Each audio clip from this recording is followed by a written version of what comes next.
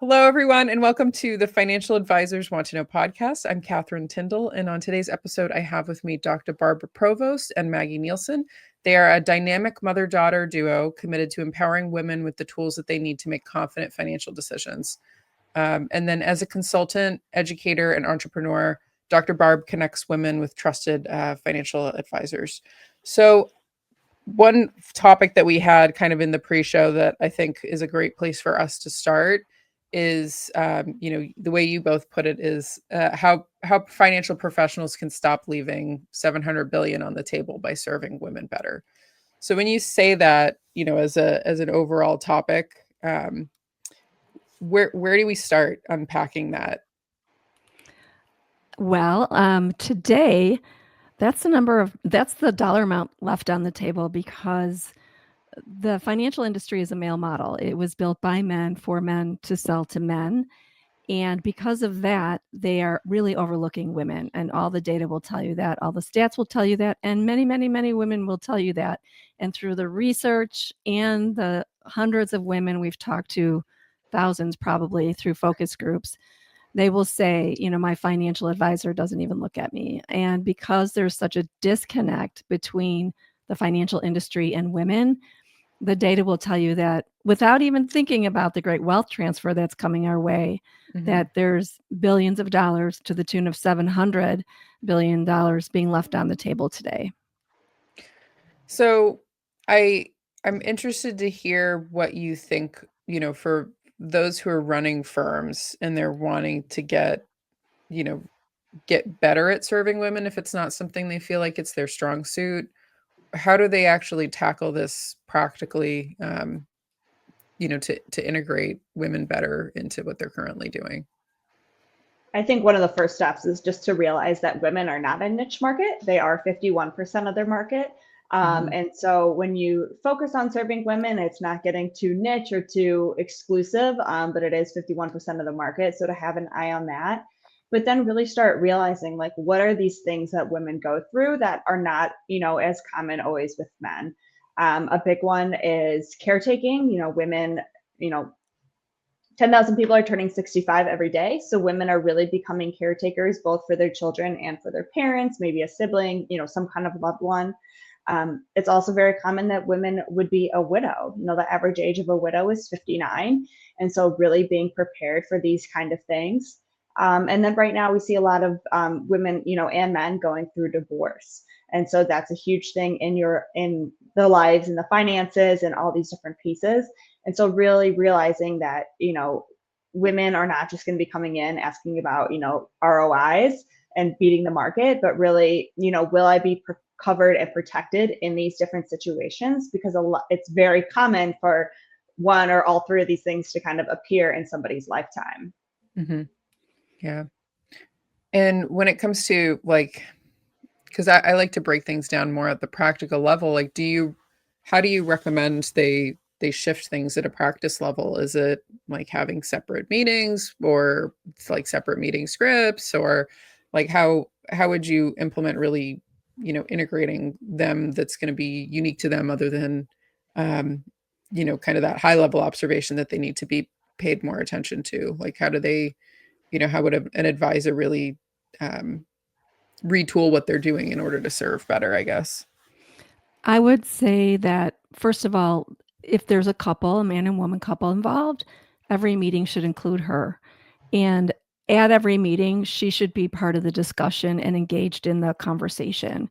And there's certain ways of engaging. Women would say, it's not like, do you understand that? Like, that wouldn't be the good question to ask her, but it would be, Mrs. Smith, what does it look like for you in retirement? If you were to draw a picture, what would all this hard-earned money that you're saving look like for you? Would it be traveling the world, or would it be rolling around on the ground with your grandchildren, or would it be boating? Like, give me some understanding of, what you're saving all your hard-earned money for and what you want to do in retirement, which is a question that many, many women will tell me they have never been asked. So many times they're asked, Like they'll explain something and sometimes they'll turn to the women and say, do you get it? Or do you understand it? So not these yes and no questions, but more, let's bring her into the conversation and really engage her in what does she want her money to do for her? Because ultimately, all those conversations that are made at that table are going to impact her more than they're going to impact him, because women will outlive their male spouses typically. And so all of the conversation should really be focused on what she wants and needs out of her life and her retirement, and ensuring her that she will be okay, which is a question so many women want to know. Will I be okay, if something were to happen to my husband? Mm-hmm. And so for advisors who maybe are looking to work more with like women that are not in couples, so either like divorced or widows or single women, what would be some recommendations around them as a like you said, it's not a niche market. We've women are 51% of the Yeah. population, but in terms of service delivery, it's going to be a different feel probably Mhm. for those demographics. What are some recommendations that you have around that? Yeah, I mean, I would just really make sure, first of all of your advertising really speaks to single women. It's so often that it's just broad brush marketing. And so, really making sure that it's speaking to single women. But then I would say, getting some of that verbiage correct. Like, if they're not going to have a partner, who is that person who's their power of attorney? Is it a friend? Is it a daughter? Is it a sibling? Like bringing in some of these different people, because it's not always just going to be their partner. And then, Barb, what tips do you have here? Well, and I would also say, let's unpack who that person is sitting in front of you, because whether they're divorced, whether they're single by choice, whatever they are, you can't paint them with a broad brush as single woman. But who are they? What are their goals? What are their desires? What do they want to do in their life? Like some woman said, I'm a an executive, never been married, and so my advisor kept planning out this retirement profile, when the reality was, when I retired, I wanted to start a non-for-profit. So he wasn't really understanding what her desires and goals were, or really asking all the right questions, and just making a lot of grand assumptions about her next steps. So it's really getting to know on a more personal and in-depth basis everything that you can get to know about the person sitting across from you, because too often there's too many assumptions being made when long-term portfolios or planning is being made, because they're putting calculations into applications without really determining, is this something that you're looking forward to doing? Mm. And that seems like that's not a female specific recommendation, because I get that a lot, in terms of trends in the industry, just generally, having more of a focus on kind of the nurturing part of planning for the clients, instead of just, most people want to make sure that they're making decent returns or whatever, and that's important. But at the end of the day, a lot more, the way that industry trends are going, that just more holistic kind of care, and more of that, really working through their specific pain points and their specific goals. Seems like that's a trend across the industry, male or female. I don't know if you've seen the same thing, or what your thoughts are on that. Catherine here. Just wanted to say thanks for tuning into the show and hope you've been enjoying it. Since we're all at the mercy of social media algorithms, if you wouldn't mind rating the podcast on whatever platform that you listen to, I'd really appreciate it. And also, if you're looking to stay in the loop on current tax updates, what the firm is working on, and just the things that I think you as a firm owner need to be aware of when it comes to the world of tax, you can sign up for our newsletter using the link below. I only send out editions when we have really useful things to share, or things that I think are important to have your attention and energy on. So let's get back to the show, and thanks again for being a listener. Yeah, and I would also add that when you're speaking with women, they're often thinking about the impact not only to them, but to their family, to their community, to their church, to their volunteer efforts, to those, you know, that they engage with on a daily, monthly basis that are important to them. So they're thinking a lot more about, how does the money that I'm investing impact more than me? And that's why you'll see women being more interested in ESG investing and those types of investing and learning more about not just what's my return, but how is my money working towards the betterment of either research in healthcare or clean water in other countries or whatever it might be that's important to them. So they're trying to think about the best way to invest their money in a way that's making a rippling effect. And also thinking about who else is important to you in your life besides just your family. We have a lot of volunteer commitments and things like that. So really being clear about who your client is and what her values are and those who are close to her and what's important to her as well. But I would agree with you, Catherine, that we have seen a lot more behavioral finance kind of come up. That's definitely becoming a designation now and more of like a term that people use. And so we are seeing that definitely rise in how so much, mental, how we think about money is really reflects on how we use it and how we manage it and how abundant we feel and all those different things. So we are definitely seeing that rise in that, mental behavioral finance versus just, numbers and ROI and things like that. Yeah. And I wonder with, with shifting to more of that kind of a model, what are some of the, the pitfalls or things that you've seen, either advisors not do well in or things that you've been impressed by, in terms of like actually trying to deploy more of this in practice? Well, it's interesting. We have some gentlemen that come to Purse Strings, and I'm part of our directory because they have had experience in their own lives. Like we have a gentleman who said, "I was raised by my mother and my grandmother.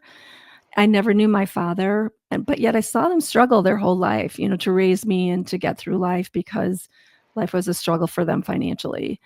And as I went through school and became a financial advisor, my focus is now on women and really helping educate and focus on helping them learn how to leverage their money and invest their money so that they don't have to struggle the way my mom and my grandmother struggled.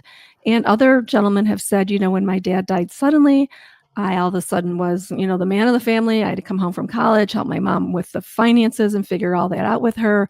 I was shocked at how much she didn't know. I was shocked at how much they didn't have. I was shocked at how disarray it was. And it just made me think, how did this happen? And now as a financial professional, this is why I focus on women. So they come from their lived experiences. Women do too. Women who've gone through either divorce or widowhood and found they didn't get the right financial advisor or the right empathetic, financial empathy that they needed as well. They then became those people. They went to school, they got their certifications, and now those are the people that are leading with empathy, education, really being there for people that are going through these major, major life transitions and helping them navigate that from both an emotional, empathetic, and financial standpoint. And I'm trying to think through too on the practical side of things for the firm owners, when you're doing, your meetings, like or your marketing, like what are some of the components that they, that are easy wins for them to change, or maybe questions they should be asking or things that they should be looking at that maybe they're not currently doing or looking at? What I would say is, first of all, they have to know who is their customer, who's their client. Like everybody can't say, "Oh, now my client's women," just because I want to grab the female market. But you might say, I'm noticing in my book of business, I'm having a lot of widows come through here, or a lot of my clients are widows and they're staying with us. That's interesting because typically 80% of widows will leave their financial advisor in the first year of losing their husband. So that might be a curious thing to look into and say, what are we doing well with widows? And let's dig into that. And maybe widows is something that they do want to bring in and highlight as a good client specialty, if you will, or focus area, and really dive into how can we really put a standard operating procedure or practice in, or marketing in, or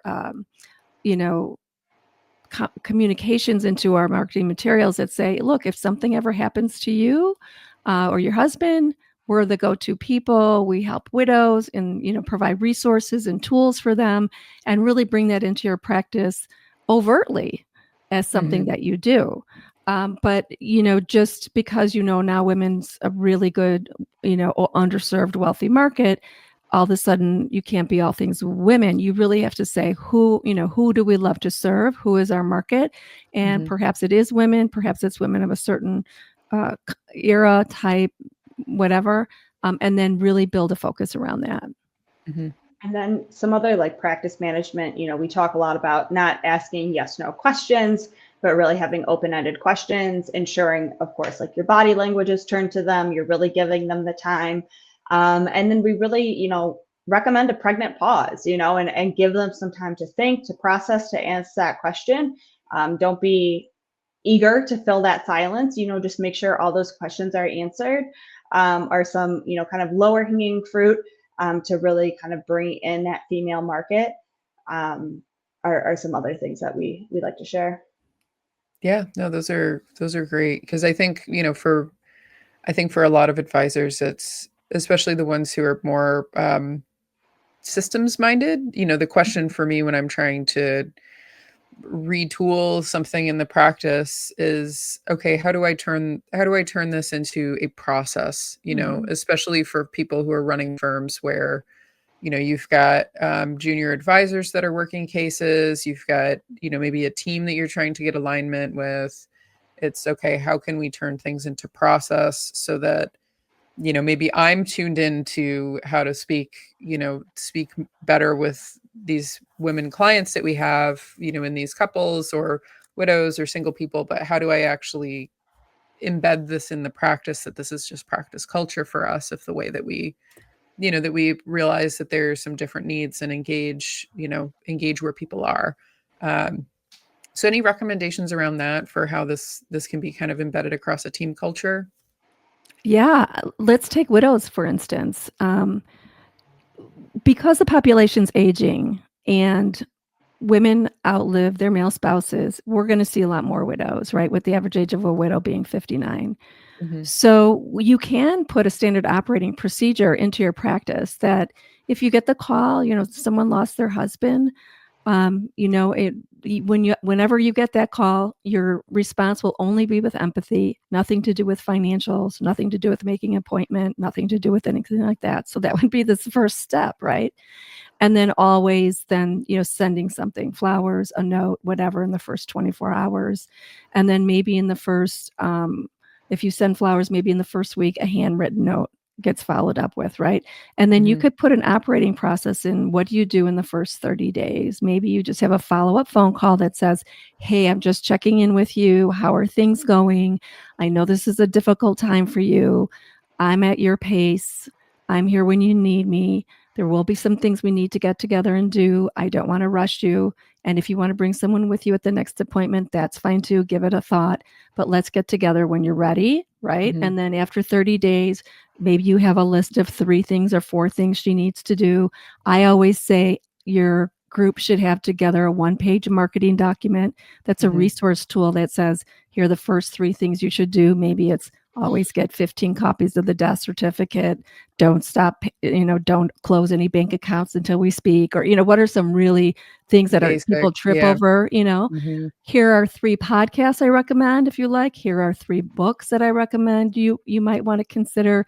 Here are 3 grief groups that are in the area that you might want to consider. So just a resource tool at her fingertips with your branding on it that you always give out so that they're like, wow, you were ready for them. It's got your branding on it. It's on their coffee table or on their nightstand for whenever. It reminds them you need to get together. And then you just have a process of maybe after 30 days, you say, maybe it's a good time we get together and we're going to go over 1 or 2 things. Would you like to bring your son or daughter with you? And, we can meet at your convenience or whatever, and then start that process, but working on her time frame and making sure your office has, this is what we do on the first call. This is what we do in the first 24 hours. This is what we do in the first week. This is what we do in the first 30 days. This is the marketing tool that we have. You can make it into a standard operating procedure that everyone understands. And I say bring that from 30 days to 60 days to 90, almost through the first year to the anniversary. And what do you do on the anniversary date? Oh, I love that. That's excellent. That's really excellent. And I wonder, do you have recommendations for, because I think that's all very practical action steps, that a firm could consider taking of how to embed the process better. Like you said, that 80% of widows leave, that's a really, it's an Huge. essential function to get down. I think another scenario that's an important one is if you have recommendations kind of along the same lines with divorce, or just thoughts there, um, from some of the experiences that you've seen advisors and or um, focus groups that you've been involved with when it comes to specifically the divorce issue. Yeah. And this is all from a course that I teach, and it's very much the same thing. I mean, why couldn't you have the same similar standard operating procedure Mhm. for divorce when somebody says, I'm getting a divorce? Now, of course, the situation is quite different, an emotional, tragic death versus a divorce, contentious or not. And the resources and all of that, the timeframes will be different, the steps will be different. But when you look at, leading with empathy and really trying to put yourself in the shoes of that woman. And moreover, you have to understand that also in divorce, women will leave their financial advisor Mhm. if they have not created a good relationship and bond with her up and through that point. They will Mhm. leave anyway. So, again, having a good standard operating procedure like that. So, at Purse Strings, we teach financial professionals exactly this. How do you engage with women where they're at? And depending on what is this situation they find themselves in, whether it be widowhood, divorce, caretaking is another huge, huge tsunami coming our way. It's a woman's Mhm. issue, it's a financial issue. How do you deal with that as well? But also just generically, someone who's carrying a lot of debt and feels guilt over it, how do you help them manage that and, turn that around and save for retirement? How do you get in front of people that are getting a big windfall all of a sudden with this new wealth transfer? Manage that well, because you know what happens with people when they get a lot of money. Sometimes they don't manage it well and there it Yeah. goes. Yeah. So we think, really feel that financial advisors are the quarterback now for women going through all these major life transitions. And not every transition can be treated the same.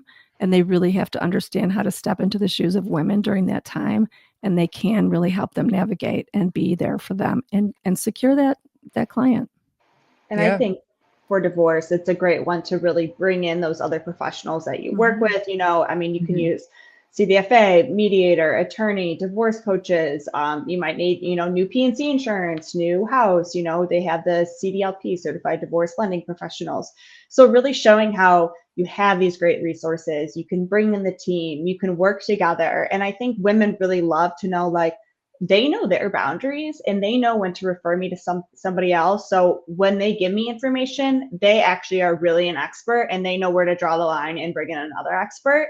And I think sometimes, I don't know, maybe personally, I feel more highly of that person because they know what they can and can't do. And I know they're not just winging it from the hip and giving their best shot. And so knowing that they bring in these other people, that there's someone collaborative, it really shows that you are that quarterback, that you can be there in any situation and you're not trying to like hog all the business. Maybe you're being abundant about it. You're knowing that where your lines end, where they bring in, how you can work together. And I think that women love that collaborative approach. They like having all these people in their corner. They like feeling supported. And so that's a great time where you can bring in all these professionals, all these great resources, and just make sure those resources are great because they are kind of a reflection of you. So if you're giving bad referrals, that's not great for your client. But if you're giving really good referrals, you're like, wow, every time I go to Catherine, she always has great people to turn to. I'm just going to keep turning to Catherine. And then you become that much stickier. Yeah. Yeah. No, that's really good feedback. And I know something that, like, whenever I give out a referral, I always give people the exact context of how I know that other party. And then also Mhm. just, hey, please give me feedback, because if this Yeah, ended up not working, or there was an issue or the bad fit or something, give me more information so that I give a better recommendation, or realize if there's a gap here. I'd love, or right. even something that I do when it's a new referral partner for us, or that we don't maybe not know them well, is I'll give the referral and I'll say, hey, if you want me on that call, I'd be happy to sit in on it. Yeah. Mhm. And I think that's great too, because that way you're I get to not, know them better. yeah, everyone, gets to be part for sure. Yeah, it's such a good resource. So for advisors who are interested in learning more about the work that you both do and getting in your world, what's the best place for them to learn more? Yeah, so they can reach out to us at pursestrings.co. We're on all socials, on LinkedIn as pursestringsco. And they could also tune into our podcast, which is more focused to our women, but we still have a lot of great advice on there for financial professionals, called Women in Money, the shit we don't talk about. All right, great. And then for maybe more specific like advisor resources with like the pursestrings.co or things like that that you're working on, what's the best, the best way to engage is just visit the website and reach out, or other places they should connect with the two of you? Yeah, so there's a whole For Professionals tab, and you'll see on there our workshop, Reach, Engage, and Earn the Female Dollar, how to be part of our membership opportunity. And then we also have briefings with Dr. Barb, which are just 30-minute sessions we hold once a month to get more information like this on how to really reach these different markets and really serve women better. So those are free offerings that we have on the second Tuesday of each month at 11 a.m. Central, and those can usually be found on our website or advertised on LinkedIn. Yeah, that's amazing. Yeah. Wonderful. Well, thank you both so much for coming on the show. And for Yeah. those of you listening, I'm always interested to hear your feedback on what you thought about the episode, but we'll post below links for the website and how to get in touch with Dr. Barb and Maggie. And thank you both again so much for coming on. Any closing thoughts that you have for those listening, or a piece of, action advice that they should take today? Well, if you're not serving the female market, you're missing out on 51% of the market, because women are your market. They're not a niche market. As we always say, you're leaving billions on the table by not really tuning in and serving women. There we go. That's a good, that's a good message. Mic So, drop. yeah, mic drop. So we'll leave it there. And so for those of you listening, this was another episode of the Financial Advisors Want to Know podcast. And I'm Catherine Tindall.